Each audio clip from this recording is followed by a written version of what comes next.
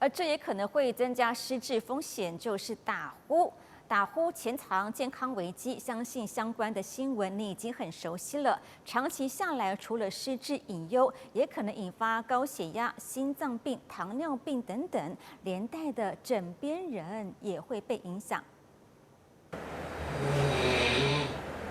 花莲一名54岁男子因为鼾声如雷，长期困扰枕边人。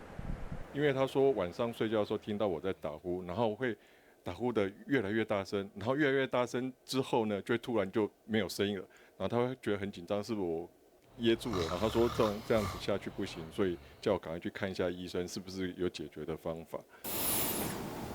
打呼的人高达87%患有睡眠呼吸中止症，因为上呼吸道在睡眠时反复塌陷，导致呼吸中断，长期缺氧会增加高血压、心脏病、糖尿病，甚至失智等慢性病的风险。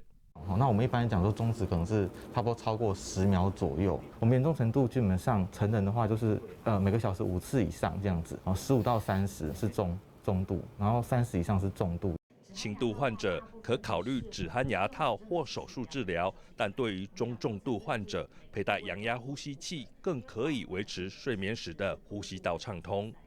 手术我们是有一些条件啊，就是说也不是每个人都适合做手术，反而是越严重的病人越适合戴阳压呼吸器，因为手术它可能跟它预期的效果会落差比较大。肥胖也是主要原因。睡眠呼吸中止症有一个很大的部分是跟肥胖有点关系。如果体重能下降10% 左右，大概可以减少20到26左右的那个我们那个 AHI， 就是我们那个中止症的那个数值。医师提醒，如果经常在睡梦中惊醒，或是枕边人抱怨打呼太大声，都可能是警讯，尽早检查治疗，才能找回优质睡眠与健康生活。大爱新闻阮乃宏、钟江坡花莲报道。